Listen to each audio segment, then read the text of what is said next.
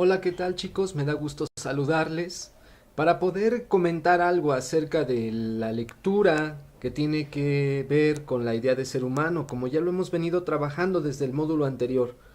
Ahora nos concentramos en lo que se ha dicho teóricamente, filosóficamente sobre lo que es el hombre, ¿no? Prácticamente yo en el texto que están leyendo abordo la idea de ser humano desde los griegos, sobre todo con Platón, y llego hasta el ámbito contemporáneo, cierro con Heidegger y los posmodernos también. Miren, es una cuestión muy interesante lo que están analizando, sobre todo en los videos detonantes, donde estos videos se circunscriben en un ámbito posmoderno o desde los planteamientos de la ideología actual que nosotros vivimos en la vida cotidiana, ¿no? Pero vamos a ver dónde tiene su origen, vamos a llamarlo así, las actitudes, la manera en cómo vive este hombre contemporáneo, ¿no? Y a lo que se enfrenta diariamente. El problema yo lo localizo con Platón, ya que él ha comentado que el ser humano es cuerpo y alma, sin embargo, el cuerpo es la cárcel del alma. Esto significa que el cuerpo no le permite al alma, en este caso a la razón, ser libre. Es decir, que el cuerpo con los vicios, con los placeres, con las emociones, los sentimientos, no le permite a la razón ir tras la búsqueda del conocimiento y de la ciencia. Es decir, que el mayor impedimento para que el hombre pueda progresar científicamente son los placeres, son los vicios, es todo aquello que tiene que ver con la emoción, con el sentimiento, con la pasión. De tal manera que Platón niega absolutamente todo aquello que viene de la corporalidad, dado que esto le impide a la razón ir tras la búsqueda del conocimiento de las cosas. Este pensamiento platónico va a llegar directamente al siglo XVI con Descartes, quien va a definir al hombre como un cogito ergo sum, es decir, pienso, luego soy. La esencia para Descartes del ser humano es pensar, es razonar, de tal manera que para Descartes y los racionalistas el ser humano se convierte únicamente en una máquina pensante. Esa es su esencia.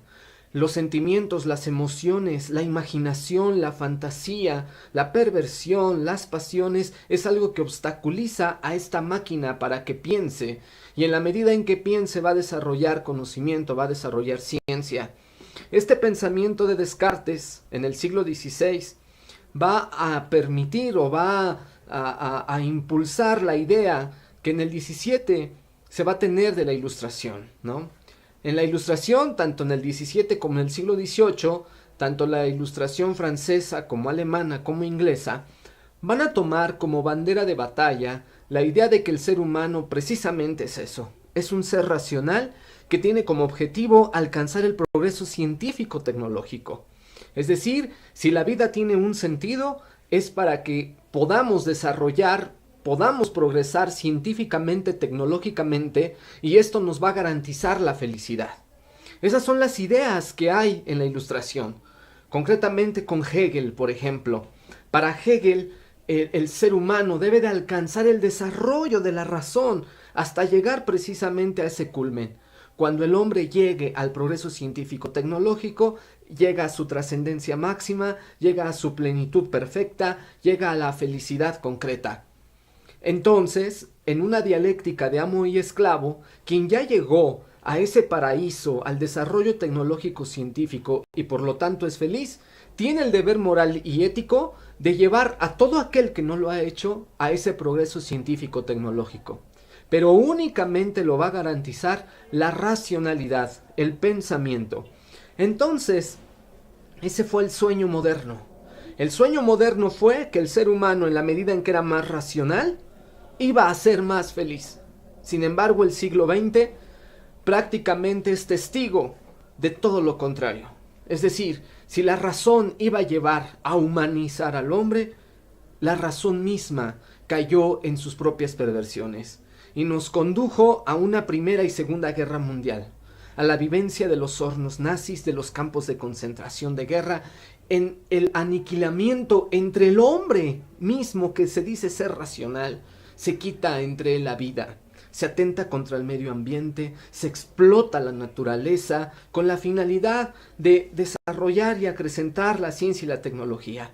Y es ahí donde se vive un desencanto en el hombre contemporáneo, porque renunció a la corporalidad, renunció a toda la dimensión de los sentimientos, de las emociones, de las pasiones, y prácticamente quedó vacío, quedó en el sinsentido, ha alcanzado el progreso científico-tecnológico y no es feliz. Es aquí donde entra el pensamiento de Nietzsche, de Marx, por ejemplo.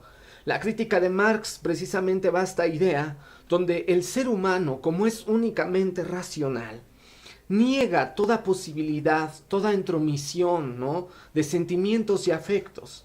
Marx va a criticar precisamente esta racionalización del mundo, donde precisamente el dueño de la empresa, el burgués, el capitalista, va a abusar del que no lo tiene, va a abusar del trabajador.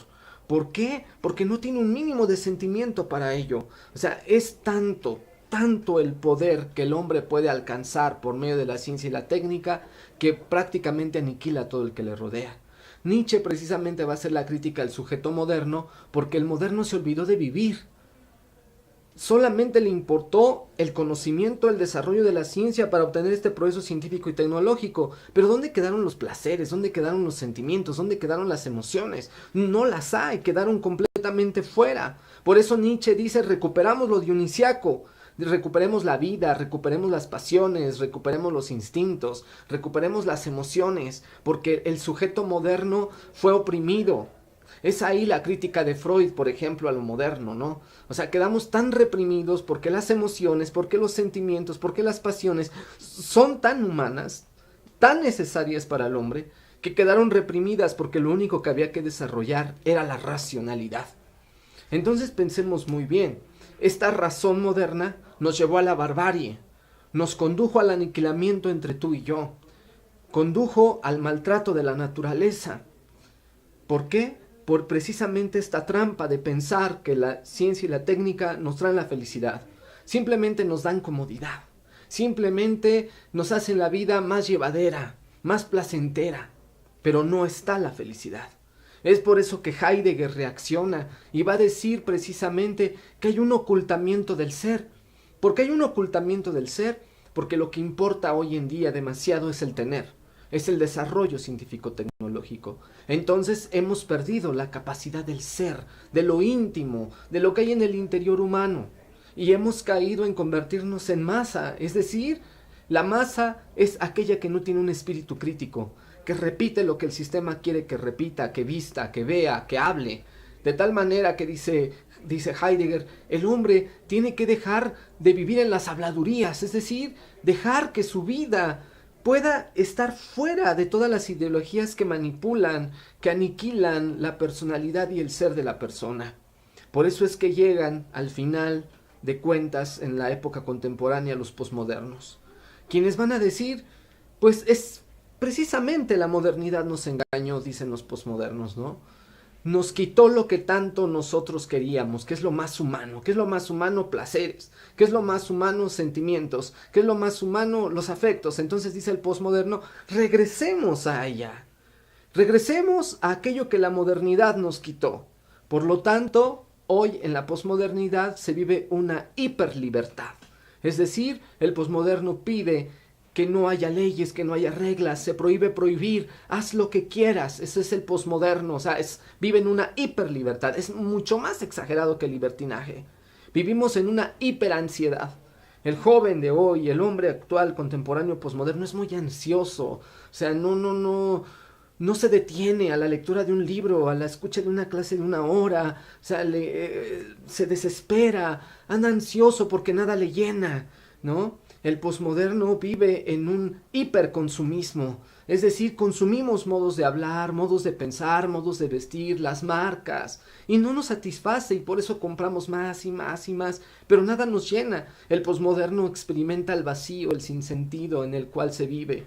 Por eso urge recuperar fundamentos de vida, por eso urge regresar y recuperar la idea de ser bifronte, donde hemos caído en un exceso racional y hemos caído en un exceso de placeres, de sentimientos y afectos. Necesitamos ese equilibrio, el equilibrio entre lo racional y lo emocional, lo lógico y la inteligencia, para poder vivir felizmente desde nuestra propia condición humana. Bien, chicos, pues espero que este video, que esta lección les pueda ayudar a elaborar y terminar, perfilar sus ideas, el conocimiento que están teniendo de este tema. Y agradezco mucho su participación en los blogs. Son riquísimos. Precisamente se han dado cuenta que el ser humano ha perdido la capacidad de interiorizar y el valor del ser de la persona. Muchas gracias y que tengan un excelente cierre de semana y fin de semana.